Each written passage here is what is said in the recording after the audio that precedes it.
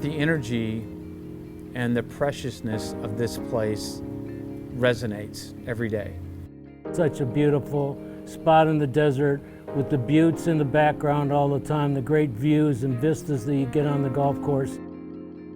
Cast of characters that you wouldn't believe. Not quite Caddyshack, but sometimes not too far from it. This is like Vegas. What happens at Papago stays at Papago, some of this stuff. But it was a wild time out here when we were younger.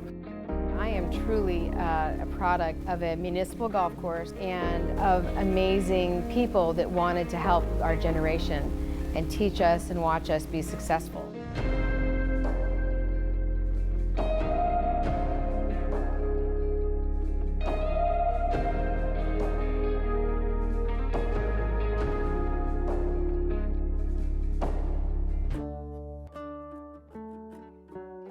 But this place was a beginning for me in golf, and it holds so many great memories, and not just for me, but for so many people that lived here in the valley when there weren't very many places to play. It attracted all the good players, and there were so many really good players, both amateurs and even some professionals.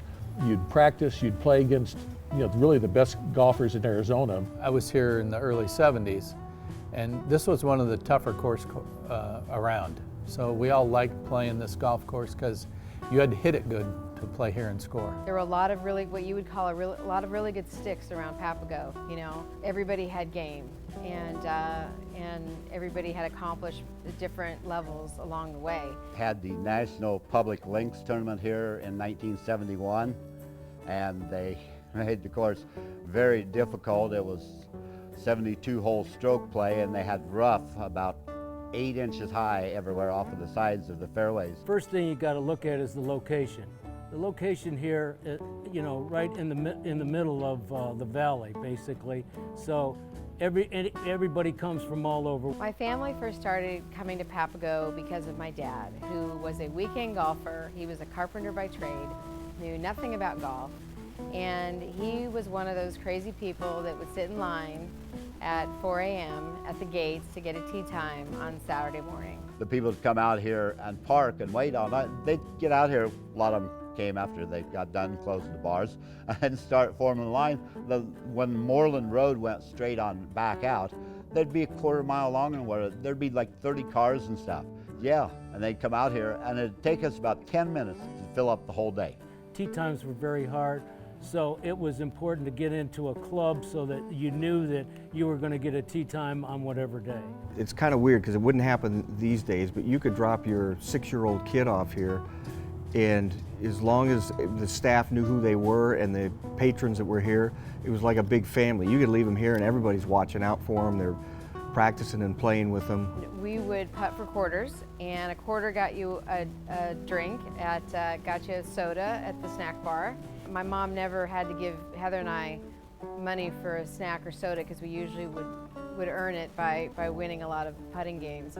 The atmosphere that got created here, and I think it was a lot to do with my dad.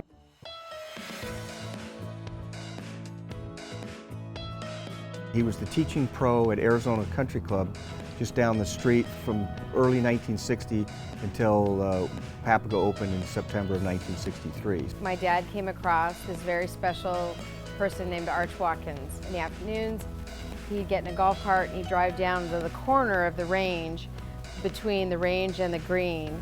And so that's like if you had got time with Arch, you were in the special spot, and Arch never charged anybody for lessons. He gave back to so many juniors and allowed us the opportunity to play and practice, and he really nurtured us and helped us. It was a wonderful experience. He would do stuff that you wouldn't expect. I mean, as a junior golfer, one time he paired me up. It was Mike Morley, Howard Twitty, and Paul Kurtzer.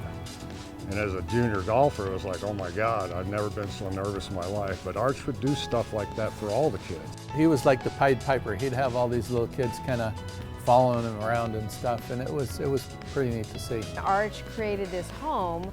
You can have fun doing it, and you work hard, but this is a place to hang out and have fun and have some good laughs and have a good time. He told me early on if I ever threw a club or broke a club in anger, I could not play.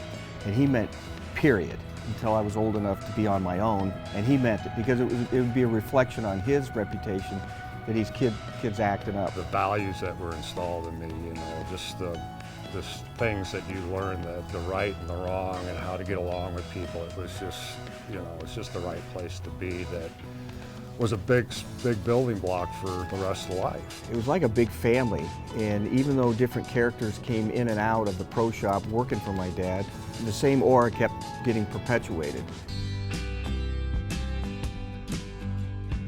I had been for several years the president of the ASU Athletic Foundation.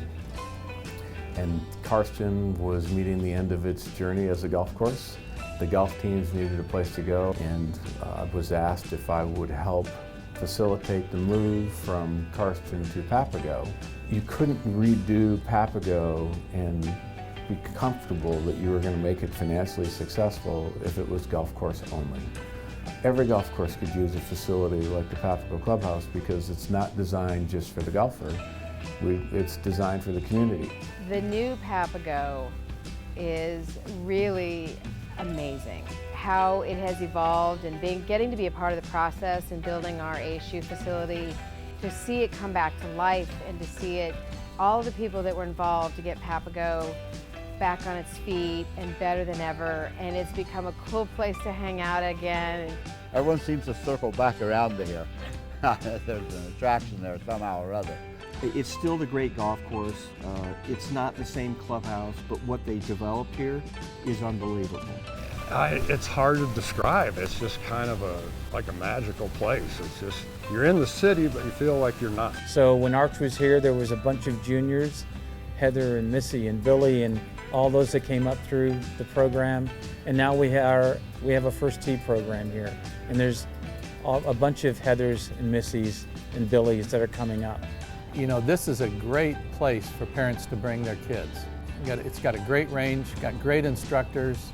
It's a place where families can do their thing. If it weren't for a lot of really important people, the Luke Rubb family and Greg Trias and the folks at OB Sports and Troon to help us get through this, and ASU's partnership and the city seeing what could be done.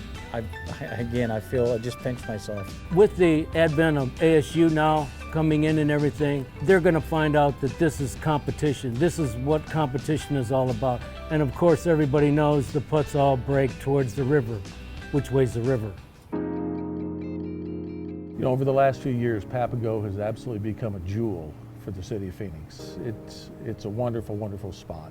To me, Papago has the chance to be the epicenter of golf, and what I love most about it is it's municipal, it's public, it's owned by all of us. We can all protect it, we can all participate, we can all use it, we can all share in it, and we all have an obligation to make it better. What it has meant to me is the same that it's meant to hundreds of thousands of people that have come through those gates since the course opened in 1963. It was a home. It's the new Papago. It's busy, it's vibrant, it's welcoming, and it's open to everybody.